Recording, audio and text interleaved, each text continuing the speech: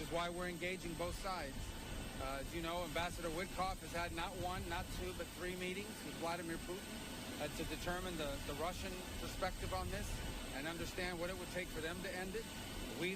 General Kellogg, myself, and others have had repeated engagements with the Ukrainians.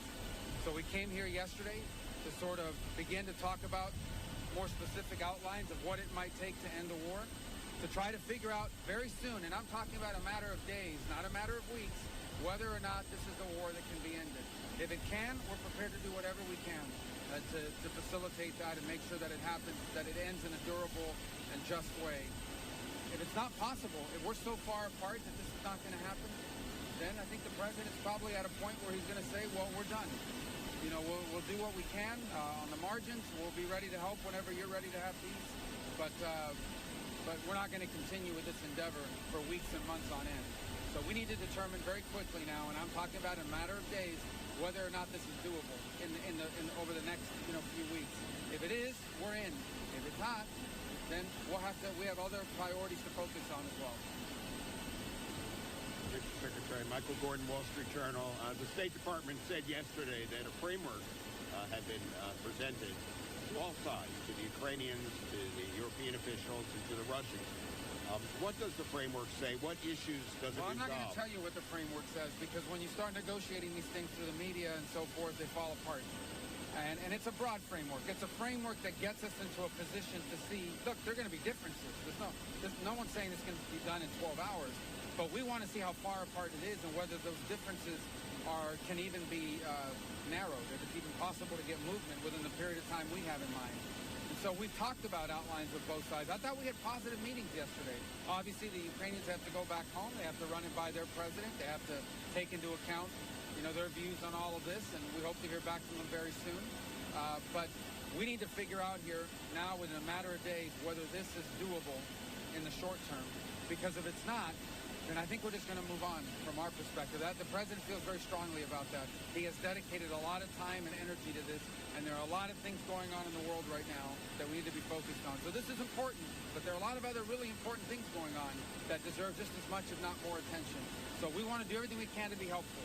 We had a good meeting yesterday. I thought the French, the British, the Germans were very constructive, were very helpful. We thank them for hosting this, and hopefully we'll have another meeting early next week at some point. We'll have some more definitive answers about how close we are to actually making progress. But this isn't going to go on forever. Mr. Secretary, Leon Bruno, Agence France. In your conversations yesterday with the Europeans and the Ukrainians, I'm sure you spoke about security guarantees for Ukraine in case of a ceasefire. Could you give us a sense of what that could look like? And is the U.S. ready to back up any eventual European reassurance force for Ukraine? Well, that gets into a level of specifics that we're not ready to discuss publicly yet. Obviously, the term security guarantees came up because they come up in every meeting. We've heard about it. And it's not an illegitimate desire.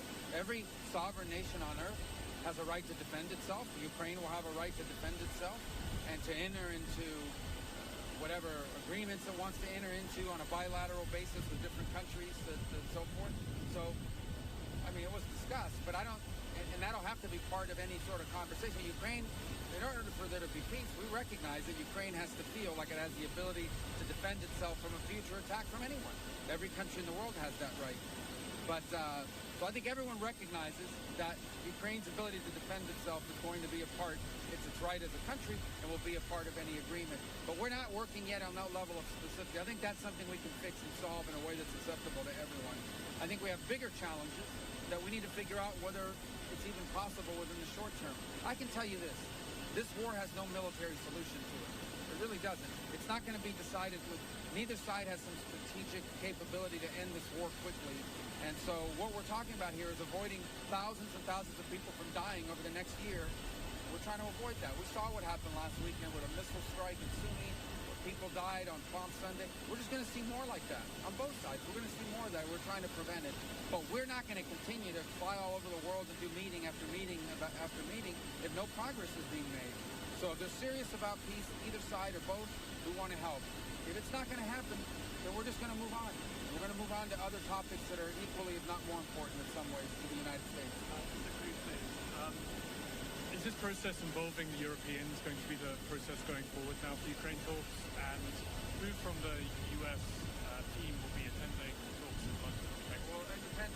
will be about next week. As I said, if it's just going to be a meeting to have another meeting, we'll figure that out whether it'll happen. My hoping is that it's a meeting where we're going to get more specificity. So we're going to work through that. We don't even have a date set. It'll be early next week. Obviously, there's a holiday weekend, so people have to move around and get to their places and get back. But having another meeting somewhere in Europe is not going to be a problem. If we can make that happen and have the right people there, I'm willing to come myself if the meeting is going to be productive. But I can, what was the first part of your question again? And is this going to be the process going forward? Oh, well, look, we've always worked through we've talked to our allies consistently. I myself have had multiple engagements with not the Germans, the French, the Brits, but also the Italians have been at some of these meetings as well in the past. So we've had these conversations with them before.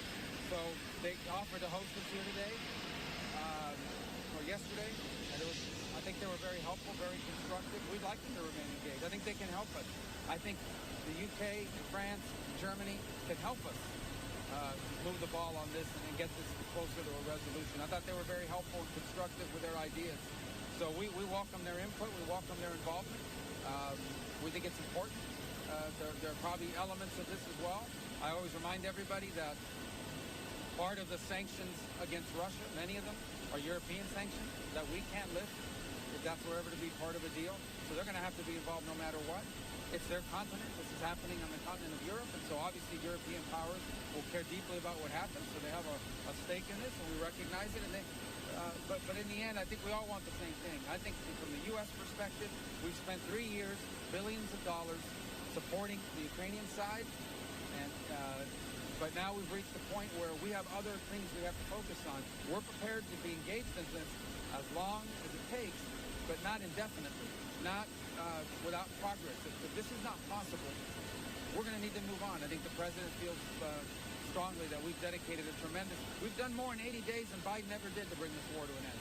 So we've dedicated almost the entirety of the president's first 100 days in office at the highest levels possible to trying to achieve a peace here. And if it's going to happen, we want to help. But if it's not going to happen, we need to know now because we have other things we have to deal with. This is Secretary James from Fox News. In terms of your discussion with Foreign Minister Lavrov yesterday, what gave you the indication that he's also willing to move forward, given they hadn't accepted the framework of the ceasefire already, in terms of now, from your discussion, why you feel they'll be... Well, look, I spoke to Minister Lavrov yesterday because when we have these kinds of meetings, it's important for you to communicate to the other side. Otherwise, they don't know what happened. Now they're relying on rumors or whatever's out there. So I spoke to him very directly. I said, we had a meeting today with the Ukrainians. We proposed an outline.